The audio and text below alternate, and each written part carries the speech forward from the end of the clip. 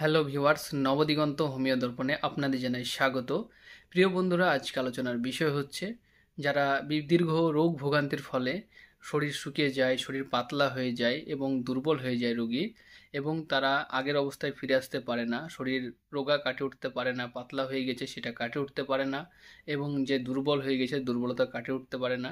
তাদের জন্য আমি হোমিও এবং বায়োকেমিক দুটি মেডিসিনের কথা বলবো, যে মেডিসিনগুলো বেশ কিছুদিন সেবন করলে এই দুর্বলতা এবং শরীর শুকিয়ে যাওয়া থেকে পুনরায় আগের অবস্থায় ফিরে আসবে। তো প্রিয় বন্ধুরা, চলুন আমরা দেখে নিই সেই মেডিসিন দুটি কী কী।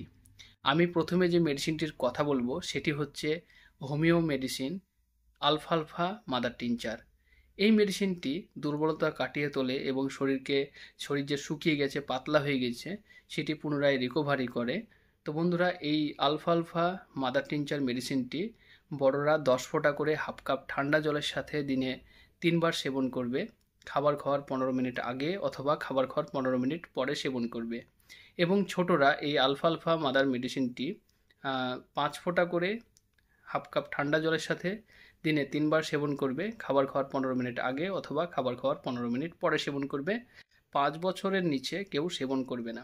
পরবর্তী যে মেডিসিনটির কথা বলবো সেটি হচ্ছে 5-ফস-6-এক্স। এই 5-ফস-6-এক্স মেডিসিনটি বায়োকেমিক মেডিসিন। এই মেডিসিনটি বড়রা 4টে করে বড়ি দিনে 3 বার সেবন করবে। খাবার খাওয়ার 15 মিনিট আগে অথবা খাবার খাওয়ার 15 মিনিট পরে সেবন করবে। চিবিয়ে চুষে সেবন করবে। এবং ছোটরা 2টো করে বড়ি দিনে 3 বার সেবন করবে।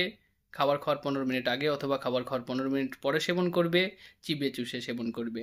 তো প্রিয় বন্ধুরা, এই ছিল মেডিসিন। এগুলি পুনরায় রোগীকে তার দুর্বলতা কাটিয়ে, তার শারীরিকভাবে যে শুকিয়ে গেছে সেটা কাটিয়ে তুলতে সাহায্য করবে। আশা করছি আমার এই ভিডিও আপনাদের অনেক অনেক উপকারে আসবে, এবং যদি আমার এই ভিডিও ভালো লাগে অবশ্যই লাইক করুন এবং শেয়ার করে আপনার বন্ধুদের দেখার সুযোগ করে দেন। ভালো থাকবেন, সুস্থ থাকবেন, শরীরের যত্ন নেবেন। আবার দেখা হচ্ছে আগামী ভিডিওতে। ধন্যবাদ।